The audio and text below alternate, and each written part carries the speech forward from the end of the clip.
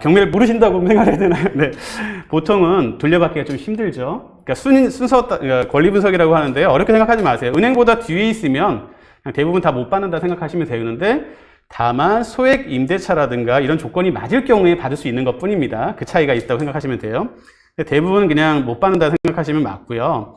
은행보다 뒤에 있고 순서상으로도 안 맞기 때문에 사실상 이게 나와 있는 금액이 많고 받을 수 없는 상황이었는데, 이분은 이 영업을 못 하시면서 손해보는 거 떠나서 월세까지 그 당시에 당장은 다 내셨어요. 이런 말 하면 좀 그렇지만 너무 선량하게 월세만 내셔도 안 돼요. 그러니까 내 상황에 따라 바꾸셔야 되는 겁니다. 경매가 들어왔는데 집주인한테 전화를 하죠. 이거 경매 들어왔는데 어떻게 됩니까? 보통 집주인들 뭐라고 말할까요? 괜찮아요. 금방 처리할 겁니다. 좀만 기다려보세요. 이렇게 말해요.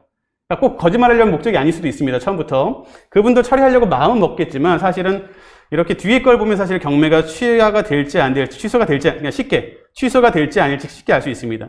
근저당만 있느냐 아니면 또 뒤에 붙어 있는 것들이 맞냐를 보면 이 물건은 취소될 수 있는 물건이 아니겠구나, 취소될 수 있겠구나 또 판단할 수 있는 게 돼요. 그건 이게 나중에 권리 분석이니까 지금 말씀드리지 않을 거고, 어쨌든 이걸 보고 나서 이분은 받을 수 있는 게 없었을 때 월세만이라도 안 내셨다면, 경매가 보통 진행될 때는요, 여기 보시면 2009년 4월 1일 날 이제 임의 경매라는 게 시작됐습니다.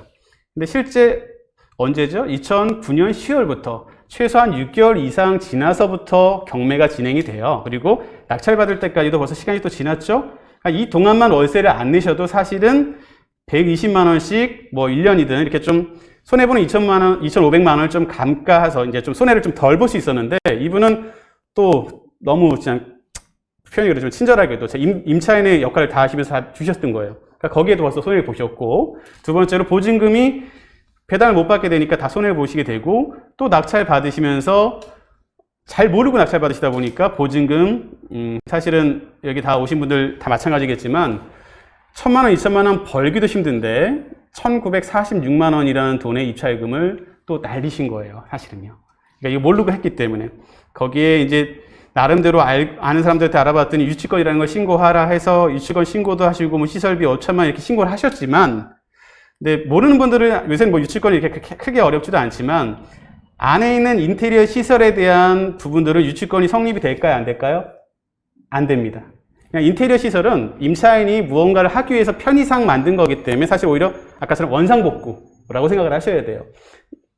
그래서 이 인테리어 비용은 고사하고 오히려 보증금과 유치권이라고 신고를 하셨지만 인정받지 못하는 거라고 저는 판단을 했고요. 실제로 인정이 안 됩니다. 그래서 뭐 이런 부분, 유치권 뭐 부존재 소소도 필요 없어요. 이런 거는 사실상 인도명령으로 거의 받아들여지기 때문에 그렇게 되면 그냥 나가셔야 되는 거라, 이분은 본인의 입찰금 1,950만 원과 보증금 2,500만 원, 그리고 영업을 못하면서 했던 어떤 손실까지 굉장히 큰 금액의 손해를 보게 되셨어요. 여기 위치도 한번 궁금하실 수 있으니까 한번 간단하게 보여드리겠습니다. 인천, 여기 보시면 인천 쪽 좀 아시는 분들은 아실 겁니다. 여기도 많이 공부하시더라고요, 보니까.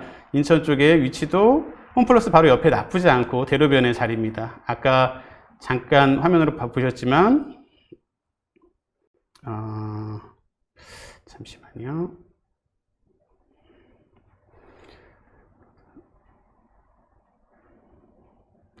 로드뷰가 안쪽으로 나와버리네요. 위치가 보시면 아까처럼 굉장히 전체적으로도 위치가 좋은 편이에요.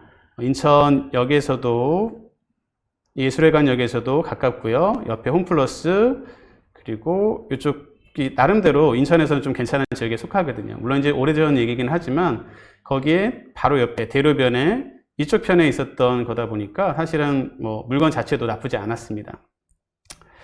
네, 어쨌든 이분은 이렇게 운영하시다가 임차인이면서 아무것도 없고, 표현이 그렇지만 아무것도 건지지 못하시는 것 뿐만이 아니라 손해보시면서 보증까지 날려게 됐고요.